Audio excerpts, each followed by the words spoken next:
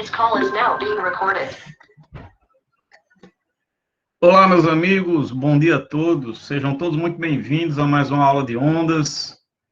Estamos no capítulo 3, em que a gente discute a acústica. A gente trabalha basicamente com as ondas sonoras, os fenômenos relacionados às ondas sonoras. E aí a gente conhece aí dois fenômenos. O primeiro, a gente viu o efeito Doppler.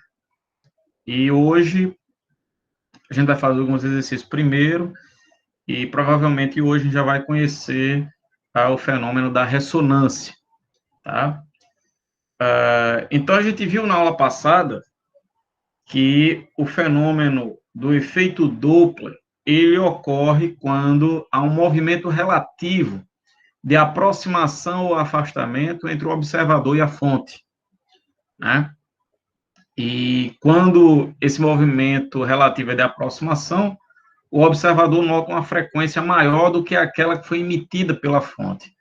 Quando há um afastamento relativo, o observador nota uma frequência menor do que aquela que foi emitida, tá? E aí a gente viu uma equação para se calcular o efeito, a frequência percebida, né, pelo observador, que vai ser dada por essa equação, né? E hoje vamos dar uma treinada nisso aí, tá? Vamos dar uma treinada nisso. Vamos lá. Eu acho que na aula passada a gente só fez essa questão aqui, né? A lista de chamada eu postei aí no chat, tá? Alguém puder compartilhar, eu agradeço. E então vamos continuar. Questão 26. Questão 26. Vamos fazer então, certo? É para vocês darem um treino aí de como é que se usa aquela equação, tá? Do efeito Doppler. Vou fazer essa 26 com vocês e aí eu coloco vocês para fazer a próxima. Então vamos lá. Questão da Universidade Federal do Pará. Diz assim: uma fonte em repouso, então você já sabe a velocidade da fonte igual a zero. Você sabe que naquela equação do efeito Doppler, né? A gente tem a velocidade do observador, a velocidade da fonte. Deixa eu voltar aqui para mostrar a equação para vocês de novo. Está aqui. Tem a velocidade da onda, a velocidade do observador em cima aqui, e a velocidade da onda, a velocidade da fonte embaixo. Certo? Então, se ele já disse aqui que a fonte está em repouso, então, velocidade da fonte igual a zero. Então, a fonte emite um som de frequência 2000 Hz, tá? Então, esse aqui é o F0, a frequência original que é emitida, que se propaga com a velocidade de 300 metros por segundo. A velocidade com que um observador deve se aproximar dessa fonte, de modo a perceber um som com a frequência de 4000 Hz, vale em metros por segundo. Então, ele deu a frequência emitida, que é 2000, deu a frequência percebida, que é 4000, e como o observador está notando uma frequência maior do que aquela que foi emitida, então, com isso, a gente já espera que, de fato, esteja ocorrendo uma aproximação relativa, né, entre o observador e a fonte. O nosso objetivo é determinar a velocidade com que esse observador vai se aproximar da fonte. Então, vou jogar a equação aqui. A equação é essa, certo? Eu já sei que a velocidade da fonte é zero, que ele falou que está em repouso. Então, você vem aqui, ó, e já joga na velocidade da fonte zero, certo? O que é muito bom, porque a gente já não esquenta com esses sinais aqui, né? Mais ou menos zero, não importa. Legal. O meu objetivo é descobrir isso aqui, qual é a velocidade do observador. Só que primeiro eu vou ter que determinar qual sinal que eu vou usar aqui. Se eu vou jogar mais ou se eu vou jogar menos. Pessoal, numa situação como essa, em que o observador vai notar uma frequência maior do que aquela que foi emitida, ou seja, esse resultado aqui, o F, ele tem que ser maior do que o F0. Então, eu pergunto a vocês, a gente deve jogar aqui mais ou menos, o que vocês acham? É óbvio, né? Não é isso, Neto? Eu vou ter que jogar mais aqui, né? Se aqui é 4.000 e aqui é 2.000, né? Então, eu vou jogar mais aqui para poder fazer com que esse resultado ele seja maior do que esse, certo? O F seja maior que o F0. Então, vai ficar aí o seguinte, vamos substituir os valores. A frequência que vai ser percebida é 4.000, a frequência emitida é 2.000, certo? A velocidade da onda, ele disse aqui, é 300 metros por segundo, e eu jogo mais, porque esse valor aqui é maior do que esse, então joga mais aqui. Vai ficar 300 mais V, dividido pela velocidade da onda, que é 300. Está aqui, 300. Então, jogar aqui, 300. Certo? Aí eu posso simplificar aqui, ó, se eu tenho 4.000 de um lado e 2.000 do outro, né, eu vou cortar esse 4.000 com esse 2.000, que aí já facilita a minha vida, que fica um 2, certo? Show de bola? Então, tá 2 é igual a 300 mais V dividido por 300.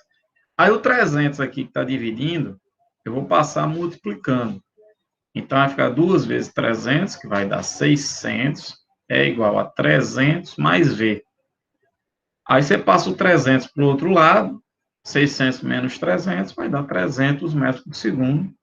Então, essa é a velocidade com que o observador deveria se aproximar da fonte para observar esse efeito, né? Eu ouvi 4.000 Hz, enquanto a fonte está emitindo apenas 2.000 Hz. Diga aí, Neto, qual é a pergunta?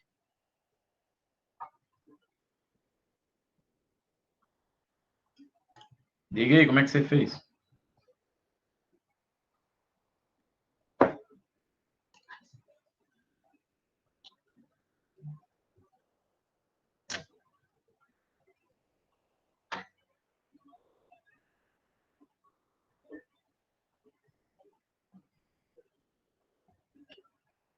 Dois mil, precisa multiplicar pelo resultado. Então, você está usando a equação, né? Deixa eu ver aqui o que você disse. 2.000, precisa multiplicar. Então, é a mesma coisa, né? É a mesma coisa. Isso. Tá certo. Tá certo, você fez. Mas você usou a equação, só que você fez de cabeça. Isso. É. Tá? Então, beleza. Show. Questão 26 é isso, letra A, tá? Mais alguém tem algum comentário aí? Podemos ir para a próxima? Vamos fazer outra. É importante a gente dar um treino nessa equação, tá, pessoal? Esse cair no Enem, é comum ele dar a equação. O problema é que mesmo ele dando, muita gente acaba se embananando todo aqui em usá-la, certo? Então é importante você ter esse domínio. Então vamos ver outra aqui, questão 27. Tenta fazer aí a 27. Eu vou deixar a equação aqui para vocês já, certo? O Enem dá mesmo, então já vou deixar aqui para vocês a equação. Tenta fazer aí.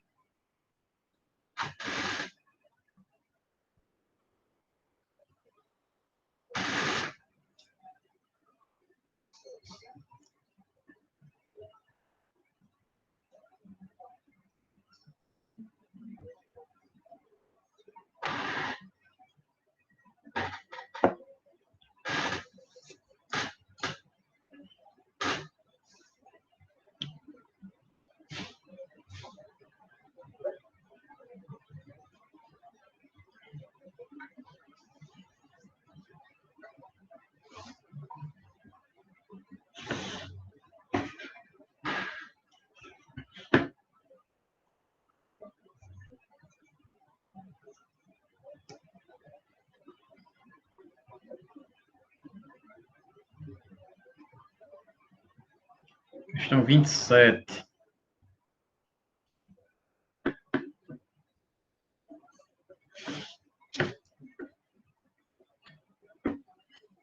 Posso fazer a 27? Alguém achou alguma coisa aí? Alguém achou alguma resposta? Vou fazer, ok? Vamos lá. Uma fonte sonora em repouso. Então, se a fonte sonora está em repouso, você já vem aqui na equação e coloca aqui a velocidade da fonte é igual a zero. Certo? A velocidade da fonte é zero. Emite som com a frequência de 1000 Hz. Então, 1000 Hz é a frequência emitida, é esse F0 aqui. A frequência original da fonte é essa, certo? Aí ele dá a velocidade do som no ar, que a gente vai precisar, 340 metros por segundo. A velocidade da onda a gente vai jogar aqui e aqui, certo? Para que uma pessoa perceba esse som com a frequência de 1200, então a frequência percebida, que é o F aqui, ó, 1200, que está dando uma frequência maior do que a emitida. Então deve ocorrer uma aproximação relativa, que é o que ele diz na sequência. Ela deve se aproximar da fonte com a velocidade em metros por segundo igual a, uns pontos meio doido aqui, não sei o que foi que houve, mas tudo bem. Igual a, tudo bem, vamos lá. Então, eu vou jogar, vamos substituir os valores. Eu quero descobrir qual a velocidade que o observador vai se aproximar da fonte. É muito parecida com a questão anterior. De novo, se essa frequência aqui vai ser maior do que essa, então, entre escolher mais e menos aqui, eu vou jogar o quê? Mais ou menos aí. Hein, pessoal? De novo, eu vou jogar mais, né? Então, vai ficar assim, ó. 1.200 é igual a 1.000 vezes a velocidade da onda, 340, mais a velocidade do observador, que eu estou chamando só de V. Então, joguei mais aqui. E aqui embaixo, eu nem vou me preocupar com esse mais ou menos, porque esse aqui deu zero, né? Vai ficar só 340 a velocidade da onda lá embaixo. Pronto, é para facilitar a minha vida, né? Eu não quero problemas, o que, que eu vou fazer? Eu vou simplificar aqui, meu filho, ó. Eu vou cortar esses zerinhos, esses dois zerinhos aqui, ó, com esses dois aqui, certo? Beleza? Para facilitar ainda mais, eu posso cortar esse zerinho aqui, ó, com esse aqui, ó, na divisão, ó, certo? E aí, eu vou pegar o 34 que está dividindo e vou passar multiplicando o 12, certo? Você faz 34 vezes 12, vai dar 408, certo? É igual ao que sobrou aqui, que é 340 mais V. Aí você passa o 340 para o outro lado, vai passar subtraindo, né?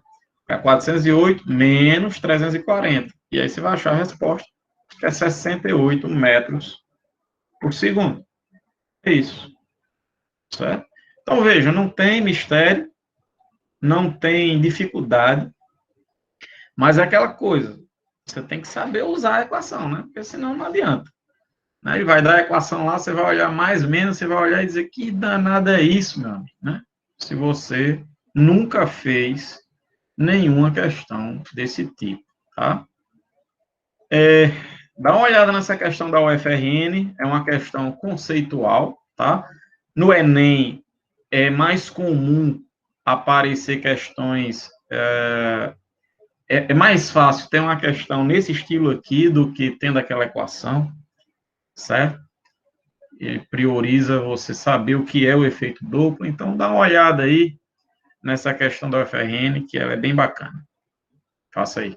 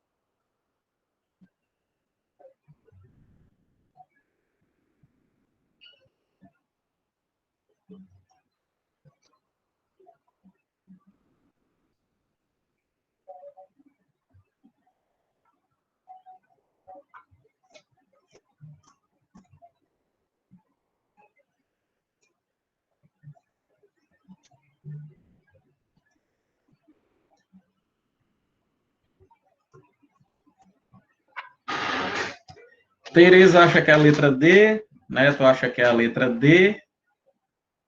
Mais alguém?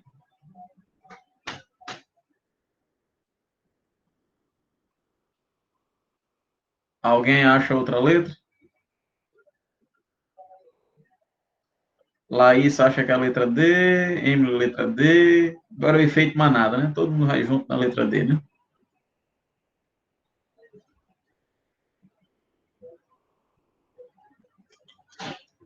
E aí? Letra D mesmo? Valendo a aprovação no Enem? Você está certo disso, com sua conta em risco? O carrossel está girando. Está aqui. Está girando aqui. Ó. O alto-falante está aqui, certo? E o carrossel está aqui girando. Desse jeitinho. Tranquilo? Aí ele quer saber onde é o mais agudo e onde é o mais grave. Em qual desses pontos ele vai notar um som mais agudo e um som mais grave. Bom, enquanto vocês estão pensando ainda, eu vou lendo a questão, certo? Já que o texto é grandinho. Vamos lá. Um maestro divertia-se com seu filho no carrossel de um parque de diversões, enquanto o alto-falante do parque tocava a música. Está aqui o alto-falante tocando a música. Tendo o ouvido muito sensível a variações de frequência, o maestro percebeu que enquanto o carrossel girava, está aqui, ó, carrossel girando, os sons emitidos pelo alto-falante se tornavam mais graves ou mais agudos, dependendo da posição do carrossel. A figura a seguir representa o alto-falante do parque e o carrossel girando nas suas proximidades. Nela são indicados os pontos 1, 2, 3 e 4. Em 2 desses pontos, o maestro percebeu mudanças na frequência do som emitido. O maestro percebeu que o som era mais grave, né, e mais agudo, respectivamente, nos pontos. Então, primeira coisa, se ele notou um som mais grave, tá? O que significa um som ser grave, pessoal? Um som mais grave significa o quê? Quem é que diz aí para mim? O que é um som? O que é um som ser mais grave do que outro? Isso, muito bem. É um som que tem baixa frequência. Eu vou colocar aqui para a gente não esquecer. Som ser mais grave significa que ele tem baixa frequência. Já ele ser mais agudo significa que ele tem alta frequência, uma frequência mais alta. Certo? Então, primeira coisa. Vai ter um ponto que ele vai notar uma frequência menor do que a emitida, e vai ter um ponto que ele vai notar uma frequência maior do que a emitida. Ou seja, está ocorrendo o efeito Doppler. E a gente sabe que esse efeito ocorre nas situações de aproximação relativa ou de afastamento relativo. Então, na situação em que o som notado ele está mais grave, deve ocorrer aqui, pessoal, na situação mais grave, uma aproximação ou um afastamento relativo. Quando ele nota uma frequência maior, ocorre uma aproximação ou afastamento entre o observador e a fonte? Muito bem. Aqui tem que ocorrer um afastamento, certo? E quando o cara nota um som mais agudo, é porque está ocorrendo uma aproximação. Tranquilidade? Pronto. Então, agora, meus queridos, vocês vão olhar aqui para os pontos que ele deu, 1, 4, 3 e 2, quando é que ele está se aproximando da fonte e quando é que ele está se afastando. Como é que a gente descobre isso? Aí a gente olha aqui o vetor velocidade, certo? O carrossel está girando assim. Qual o vetor velocidade nesse ponto aqui? O vetor velocidade aqui é para cá, para cima. Aqui, quando o maestro estiver com seu filho aqui, ele está indo para cima. Quando ele estiver aqui, que é a velocidade do ponto 1.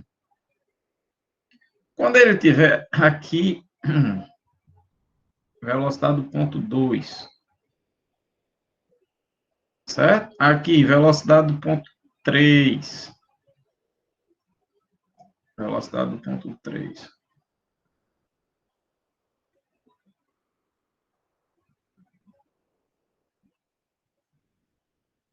e aqui a velocidade no ponto 4.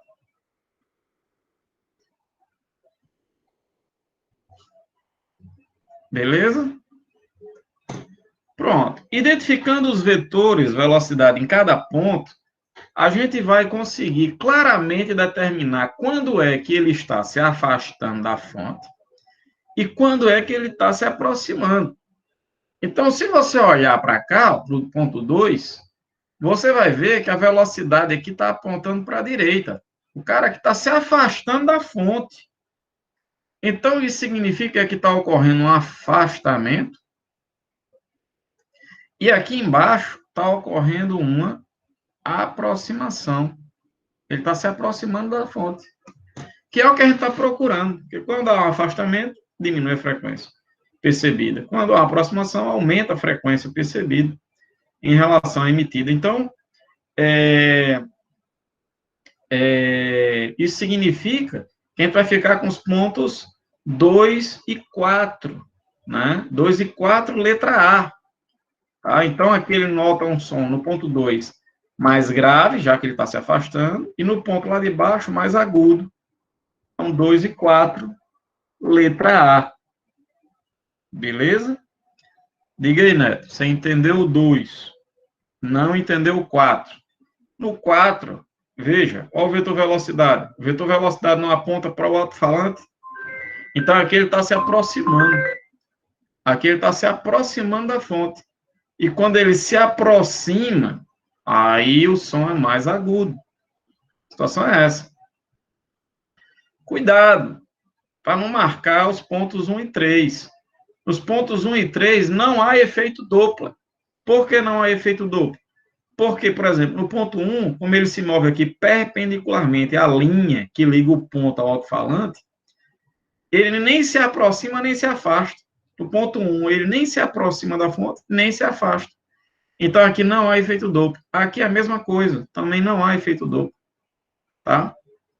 Por exemplo, se o alto-falante estiver emitindo 1000 Hz, aqui ele vai ouvir um som 1000 Hz. E aqui, 1000 Hz. E aqui, no ponto 2, um som com a frequência menor que 1000 Hz. E aqui, como ele está se aproximando, um som com a frequência maior que 1000 Hz. A ideia é essa. Certo? Agora, se a questão perguntasse assim, em qual dos pontos do carrossel o maestro vai ouvir um som mais forte e um som mais fraco? Quando se fala em som forte e som fraco, está se falando em que grandeza física, pessoal? Em qual qualidade fisiológica do som? Quando se fala em agudo ou grave, a gente está se referindo à frequência. Mas quando se fala em som forte ou fraco, a gente está falando da intensidade do som, como vocês disseram aí. E a gente sabe que a intensidade do som, ela cai com a distância, ela cai com o quadrado da distância em relação à fonte. Então, em qual desses pontos, 1, 2, 3 ou 4, a gente teria o som mais forte? 1, 2, 3 ou 4? Som mais forte, mais intenso. Ponto 1 seria o som mais forte. E onde é que seria o som mais fraco? O som de mais baixa intensidade?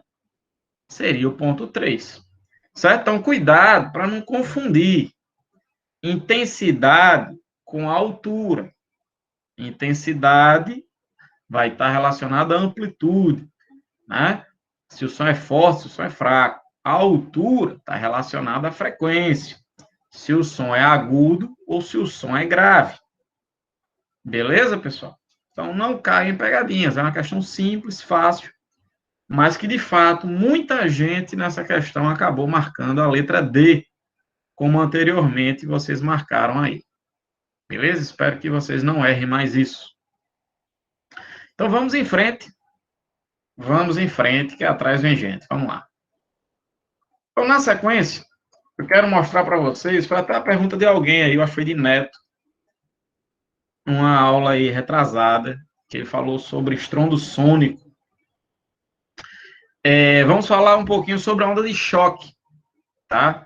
Que vai ocorrer no seguinte caso, pessoal, olha só isso aqui. Imagina uma fonte parada, Quando a fonte está parada, você tem uma situação como essa. As frentes de onda, elas vão ser circulares. Vai ter uma figurinha altamente simétrica aqui, né?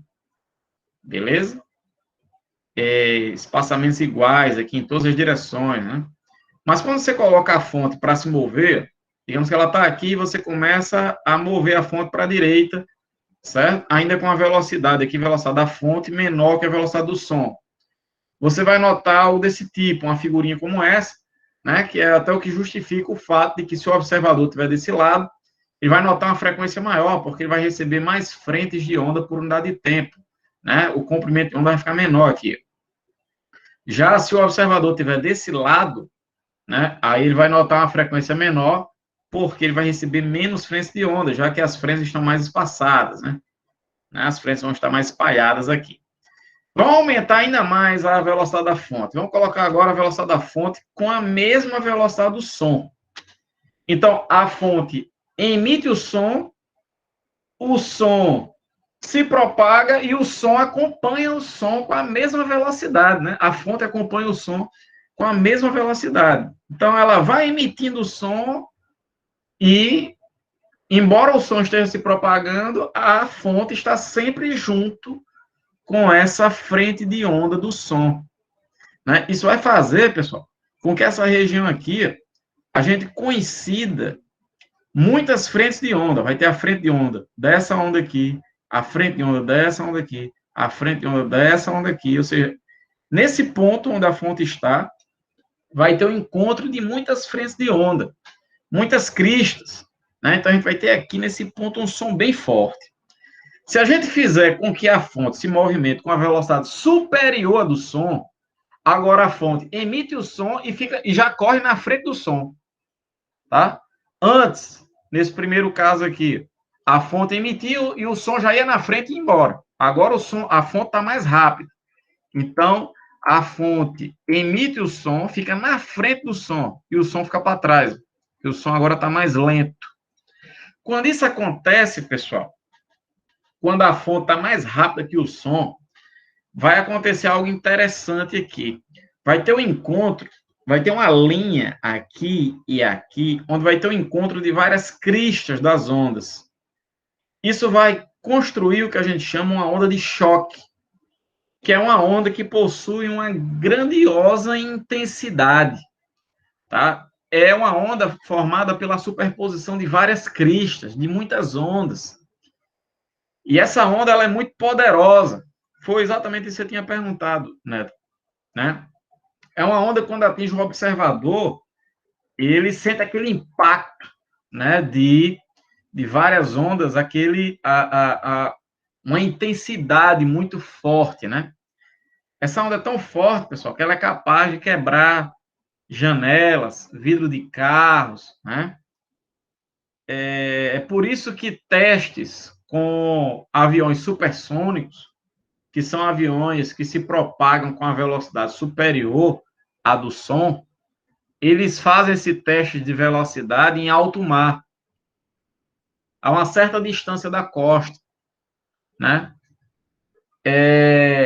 Uma vez, aqui em Natal, um avião desse supersônico foi fazer um teste de velocidade e ele não estava distante suficientemente da praia.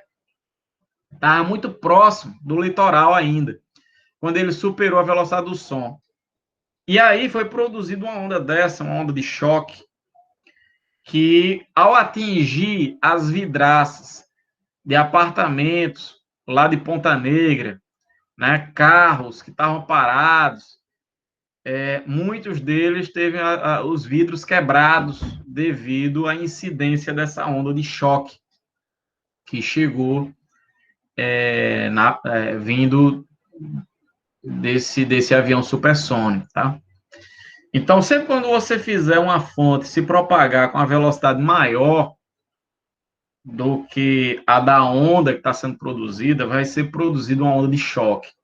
É o caso, por exemplo, do chicote, pessoal.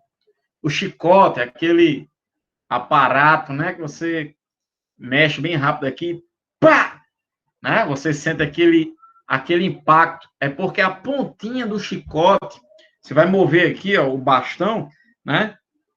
Que vai ter todo aquele comprimento lá do chicote, na pontinha, aquela pontinha do chicote vai se movimentar tão rápido que vai superar a velocidade do som. Quando isso acontece, emite aquele estalo, que é uma onda de choque, tá? Esse barulho que a gente percebe é chamado de estrondo sônico, tá, pessoal? Tudo bem aí, beleza? Legal. Bom, tem como calcular esse formato da onda aqui, ó, veja que é um cone, ó, né? Você tem um cone aqui, ó, vocês conseguem ver isso? Um cone, né? Esse cone que é formado aí é chamado de cone de Metz, tá? É o formato dessa onda de choque. Dá para calcular essa inclinação, não é algo muito importante, tá? Para o Enem, tá? Mas é calculado dessa forma aqui. Vou deixar aqui só por curiosidade, vai ser a velocidade do som dividido pela velocidade da fonte, tá? Mas isso aqui no Enem não aparece nem a pau, tá? Só quem estiver assistindo aí, de repente, for fazer um ITA da vida, um IME, tá? Um concurso aí militar, você pode precisar disso aqui, tá? Eu pedi para você calcular essa abertura aqui do cone. Beleza? Então, o que é importante para a gente aqui com relação ao Enem? Vamos lá. Primeiro, quando a fonte supera a velocidade do som, é produzida uma onda de choque. Essa onda ela é formada devido à superposição de várias cristas de ondas, o que faz com que ocorra um reforço, ou seja produzida uma onda com grandiosa intensidade. Quando essa onda atinge um observador, ele nota um som muito forte, que é o chamado estrondo sônico, tá? A velocidade com que a fonte ultrassônica se propaga, né, se move, ela pode ser dada em termos de Mach. Mach 1, Mach 2, Mach 3, o que é isso? Se ele disser assim, olha, uma velocidade, uma fonte ultrassônica está com a velocidade, está em Mach 1, então ele está com a velocidade igual à do som. Ah, ele está com Mach 2, então ele está com a velocidade que é o dobro da velocidade do som. Mach 3, uma velocidade que é o triplo da velocidade do som, certo? Tranquilo? Show de bola.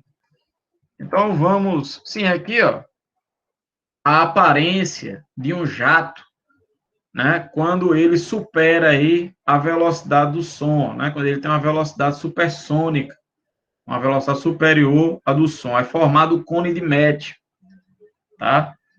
Isso aqui é vapor de água, né, que é formado aqui na traseira aqui do avião, formando esse cone. Isso acontece devido a uma expansão rápida do ar, é uma expansão adiabática, tá? Para quem assistiu aí o nosso curso de termodinâmica que eu ministrei, foi o curso passado que a gente ministrou, deve entender isso aqui. O gás ele sofre uma rápida expansão e aí ele condensa nessa expansão adiabática, aí acaba formando essa figurinha. Então, como eu falei, a velocidade Mach 2 significa que ela tem uma velocidade 2 vezes maior do que a velocidade do som, né? Se a fonte tiver uma velocidade Mach 3 vezes maior e por aí vai. Tá? Isso pode ser formado na água também, pessoal. Se você pegar aqui, ó, uma lancha e colocar a lancha para se propagar com a velocidade superior à velocidade das ondas na água, vai ser formada aqui, ó, uma figurinha como essa, em que você vai ter uma onda relativamente forte aqui, porque vai ocorrer um encontro de crista com crista, tá? Então, é formada aqui uma espécie de onda de choque na água. Beleza? Beleza, então vamos fazer uma questão sobre isso. Dá uma olhada aí na questão da Universidade Estadual Londrina. Faça aí. Questãozinha sobre essa questão de onda de choque.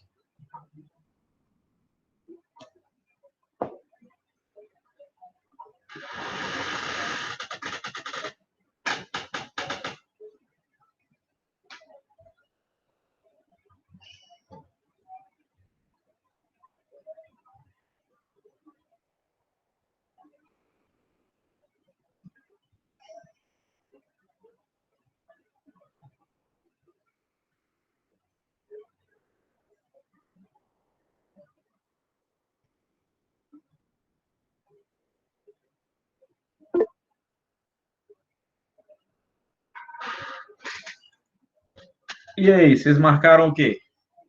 Letra C? O pessoal tá achando que é a letra C aí. Eduardo acha que é a letra A. E agora, letra C ou letra A? Bom, vamos lá. Vamos fazer juntos aqui. Considere as afirmativas sobre características e fenômenos físicos relacionados ao antimíssil Arrow. Acho que é isso. Bom, o antimíssil voa a uma velocidade de Mach 9. Olha aí, Mach 9. O que significa que a sua velocidade é 9 vezes a velocidade do som no ar. E aí, verdadeiro ou falso? Se uma fonte tem uma velocidade Mach 9, ela tem uma velocidade 9 vezes a velocidade do som. Verdadeiro ou falso? Verdadeiro, né?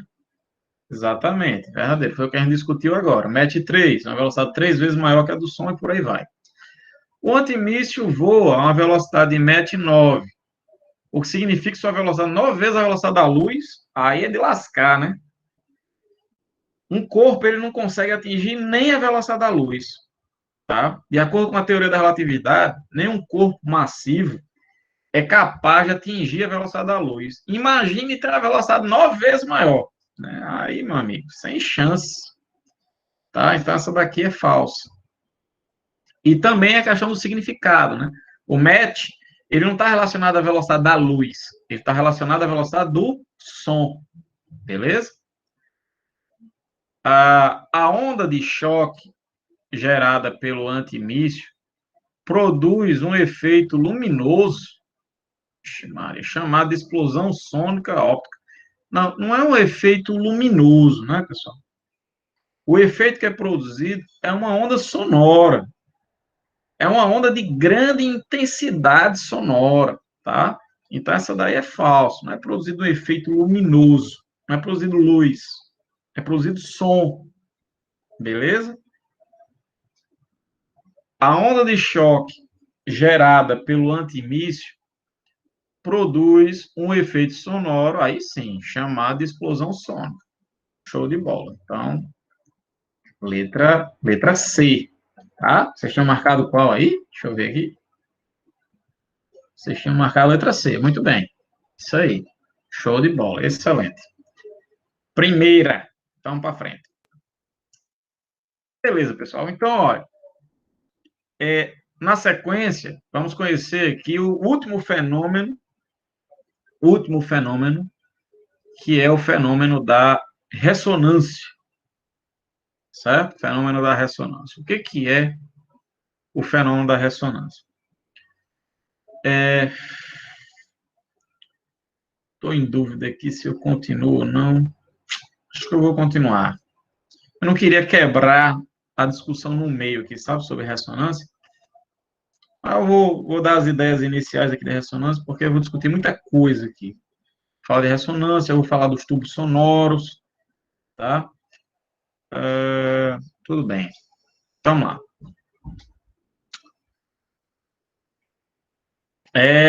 William, esse exemplo é clássico da ponte. Tá? Vou até colocar o videozinho daquela ponte caindo aqui, que foi sobre ressonância. O fenômeno, tá? Então, olha, pessoal, para você entender o que é ressonância, a primeira coisa que vocês precisam saber é que todos os corpos que você conhece, qualquer um, ele vibra. Todos os corpos ao seu redor, inclusive você, vibra. Tem um movimento de vibração, tá? Embora a gente não consiga, muitas vezes, perceber, né, alguns corpos, a gente vai notar a oscilação, a vibração desses corpos. Um balanço, um exemplo clássico, você está vendo ali, ele oscilando, tá? Mas, por exemplo, uma taça de cristal, tá? Aquela taça, ela tem um movimento de vibração, mas a gente, a princípio, não consegue ver a olho nu, a princípio, tá? E o que a gente observa é que a gente consegue aumentar a amplitude de vibração desses corpos, ou seja, fazer com que ele vibre mais intensamente quando esse corpo ele é excitado na frequência que ele já está vibrando. Vamos lá, com calma, para vocês entenderem bem direitinho. Olha, é o seguinte, digamos que esse balanço, ele tenha uma frequência natural de vibração, sei lá, colocar um valor aqui qualquer, 5 Hz, certo? Tá? E o que é a ressonância? Se você excitar esse balanço, ou seja, você empurrar com a frequência de 5 Hz, que é exatamente a frequência natural de vibração do balanço, a gente observa que ele passa a ganhar amplitude, ou seja, ele oscila cada vez mais. Ele vai cada vez mais longe, né? O balanço vai oscilar cada vez mais. Quando isso acontece, a gente diz que o balanço entrou em ressonância, tá? Então, resumindo, preste atenção, tem que ficar bem claro na cabeça o que é ressonância. Todos os corpos vibram. Quando você produz uma onda que incide sobre esse corpo, você excita esse corpo numa frequência que ele já está vibrando, ele passa a vibrar com amplitude ainda maior. E aí, esse corpo entrou em ressonância. O fenômeno que está ocorrendo aí é a ressonância, tá? Vamos discutir aqui mais aprofundadamente esse caso do balanço. Veja bem, você coloca lá seu sobrinho no balanço e começa a empurrar. Você dá aquele primeiro empurrão, ele vai, volta, sobe, para. Quando ele vai começar a descer, você empurra de novo. Vai, volta, sobe, para. Quando ele vai começar a descer, você empurra de novo. Onde é que eu estou querendo chegar com isso? Eu estou querendo mostrar para você que você não empurra o balanço quando você quer. Você não empurra o balanço quando você quer. Você empurra o balanço quando o balanço quer, no momento certo.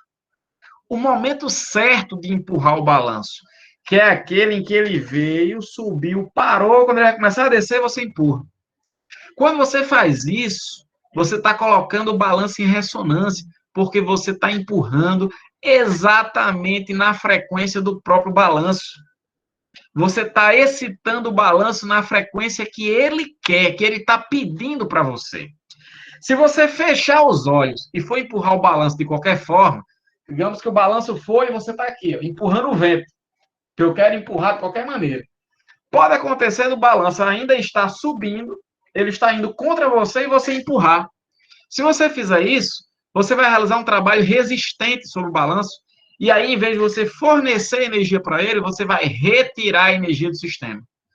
Ou seja, você não vai fazer com que o balanço oscile ainda mais. Você vai diminuir a amplitude de oscilação.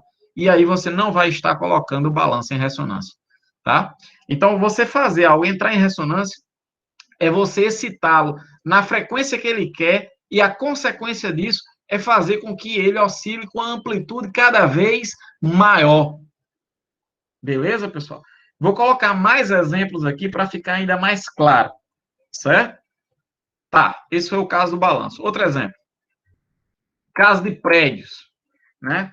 Quando ocorre terremotos, tem prédios que são completamente destruídos, mas pode ter um prédio vizinho que não teve nada, né? Tá lá em pezão de boas, né? Por que é que, mesmo eles estando ali no mesmo local, né, sofreram a mesma excitação do mesmo terremoto e a destruição foi diferente em cada prédio? Isso acontece porque cada estrutura, cada prédio vai ter uma frequência diferente de vibração, uma frequência natural de vibração diferente.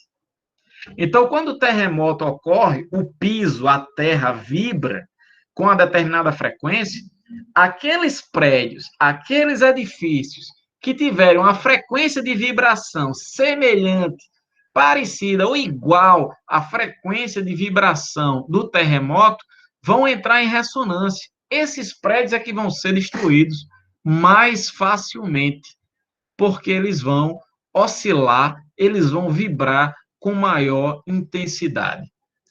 Certo? Tá claro isso, pessoal? Tudo bem aí? Esse exemplo dos edifícios no terremoto? Beleza? É o mesmo caso, pessoal, não sei se vocês já observaram, por exemplo, tem uma caixa de som, você está numa festa, certo? E você está lá sentado numa mesa, o som tocando, e você observa na mesa, digamos que tem um pouco de farelo de alguma coisa, de biscoito ou areia espalhado na superfície da mesa. Eu não sei se vocês já observaram que em determinados momentos, na emissão da onda sonora, tem algumas frequências que são emitidas pela caixa que você observa que aquele pó que está sobre a mesa, ele vibra, né? Você deixa algum objeto sobre a mesa, você observa alguns objetos vibrando, né? Isso acontece porque aquela onda sonora que atingiu a sua mesa está com a frequência igual ou parecida com a frequência dos objetos ou da mesa, a frequência de vibração da mesa, certo? Outro exemplo. Por que soldados não marcham sobre uma ponte? Né? Você já deve ter observado soldados, aquele pelotão andando na rua, e eles batem os pés de maneira sincronizadas, né? Pé direito, pá, pé esquerdo, pá, pé direito, pá. E eles vão batendo o pé no chão e marchando. Quando eles vão atravessar a ponte, o comandante pede para que eles parem de marchar. Porque se eles continuarem marchando ali, se coincidir a frequência das pancadas dos pés deles na ponte com a frequência de vibração da ponte, isso vai fazer com que a ponte vibre com amplitude cada vez maior e isso pode acabar derrubando a ponte, tá? Esse exemplo é semelhante a um caso de uma ponte que caiu lá nos Estados Unidos. Tem um vídeo que é muito famoso, deixa eu ver se eu consigo abrir aqui para vocês esse vídeo. Deixa eu ver aqui.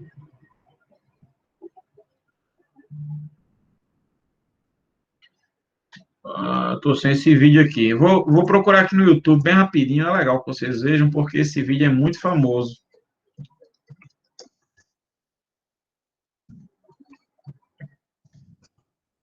Deixa eu colocar aqui. Pronto, é isso aqui, 1940. Tá vendo esse número? Deixa eu abrir aqui, peraí. Sempre tem uma propagandazinha, né? Ok. Vamos lá, vou compartilhar a tela aqui com vocês.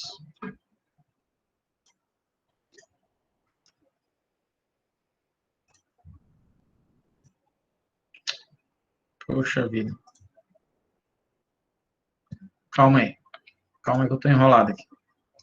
Espera aí, dá um pausa aqui. Aqui, pronto. Vamos lá. Apresentar. Para a apresentação. Apresentar uma guia. Uma guia aqui. Compartilhar. E aí, tá aparecendo para vocês aí, né? Pronto, dá uma sacada nessa ponte aqui. Essa ponte aqui é um tipo de ponte, ó, um tipo de ponte chamado de ponte pênsil, que é uma ponte que ela é sustentada por cabos. Ó, veja que ela é segura aqui, tá vendo os cabozinhos que estão pendurando a ponte? Né? Então, isso faz com que ela possa vibrar. Aí, olha só como ela está vibrando aqui. Então, ela tem uma determinada frequência de vibração, de oscilar para um lado e para o outro. E se coincidir do vento que está batendo ali na ponte, né? Se coincidir desse vento ter uma frequência parecida com a frequência de vibração da ponte, isso faz com que a ponte entre em ressonância. Ela vibre cada vez mais. Olha só. Aumenta a amplitude e a oscilação até que a estrutura não aguente.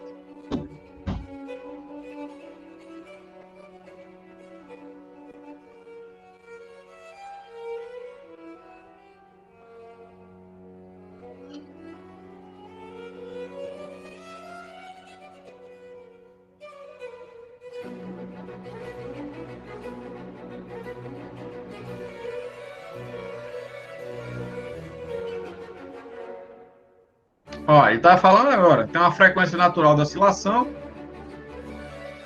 Este entrará em ressonância quando uma força externa interagir com esse corpo. Né? Nem consegui ler o resto.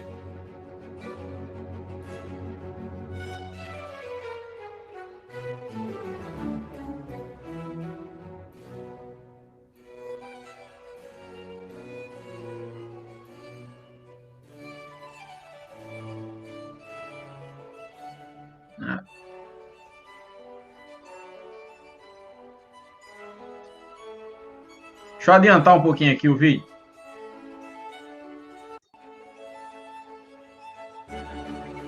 E aí ela entra em colapso. Olha só isso.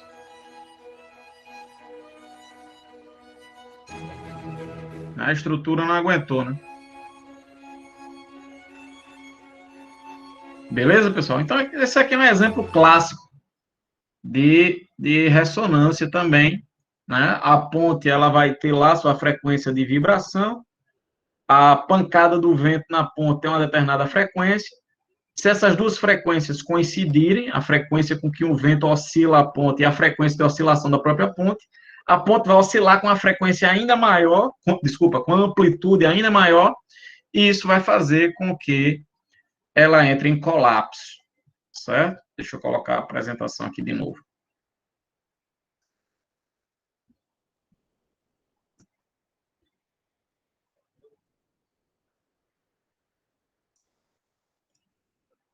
Beleza? Então, esse exemplo aí é clássico.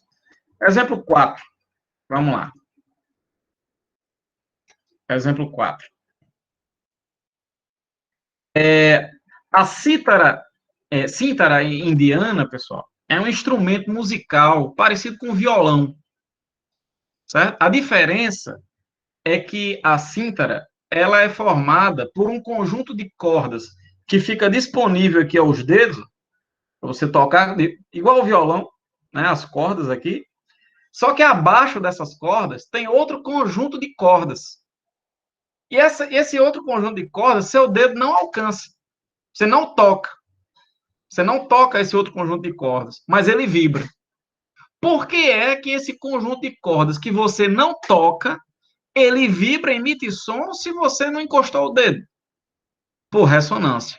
Você toca as cordas de cima, e aí essas cordas emitem uma onda sonora com a frequência igual a uma determinada corda, que vai entrar em ressonância e vai vibrar, emitindo som também, tá? É uma situação semelhante à que acontece quando você tem duas caixas de diapasão, uma frente à outra. Eu tenho esse vídeo aqui também, deixa eu mostrar isso para vocês. Deixa eu ver aqui se eu consigo abrir duas caixas de diapasão. Pronto, aqui, esse vídeo aqui. Deixa eu compartilhar aqui com vocês. Tem que cancelar a apresentação e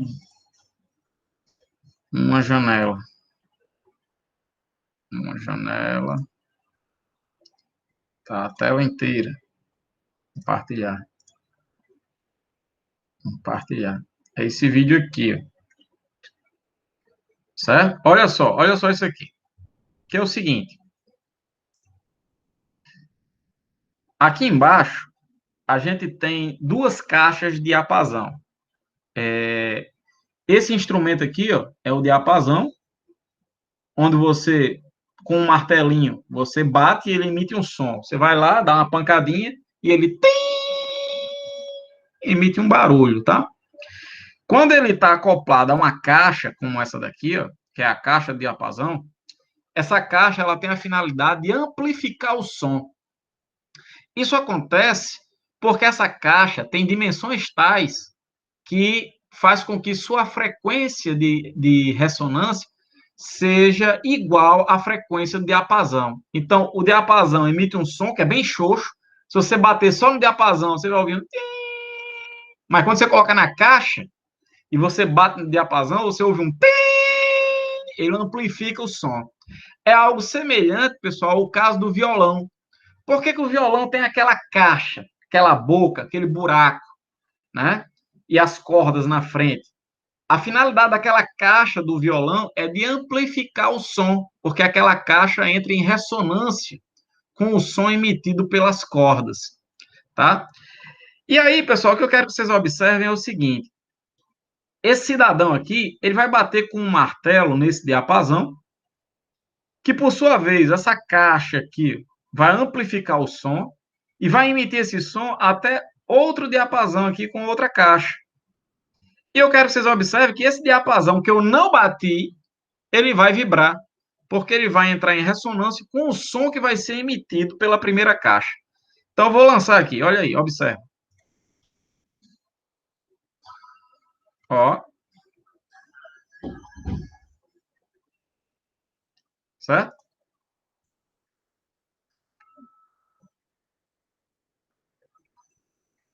E ele tá produzindo aqui, ele tá aloprando mais ainda, porque olha só o que foi que ele fez.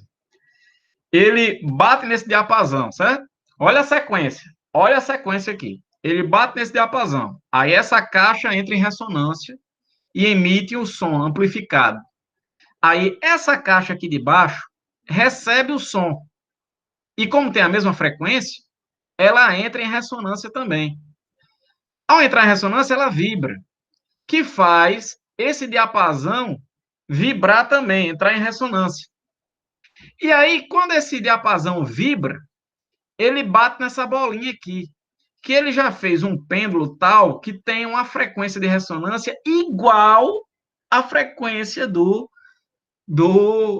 diapasão. Aí ela entra em ressonância também. Ou seja, são várias coisas aqui entrando em ressonância. Você cita esse diapasão, essa caixa entra em ressonância, depois essa caixa entra em ressonância, depois esse diapasão entra em ressonância, e depois o pêndulo entra em ressonância, porque veja que ele ganha uma amplitude cada vez maior, o que significa que isso aqui está vibrando com a frequência que isso aqui quer que vibre, né? Ó. Perfeito. Né? Incrível. Show de bola.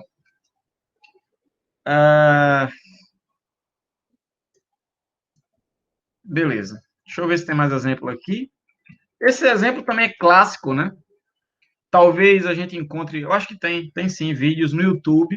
Não vou colocar aqui para não ficar muito, tantos vídeos, mas depois coloquem aí no YouTube, quebrar taça de cristal com grito. Aí vocês vão observar que o cara pega uma taça, aí primeiro ele dá uma pancada na taça, ele pega um capilé aqui, pá, dá um capilé na taça. Aí vai ouvir o barulho emitido pela taça, tipo um tim. Aí depois de ouvir esse barulho, ele descobre qual é a frequência natural que a taça vibra. E aí ele procura produzir com suas pregas vocais, com sua voz, uma frequência igual à que está sendo emitida pela taça. Aí ele segura a taça e fica gritando próximo à taça. Enquanto ele faz isso,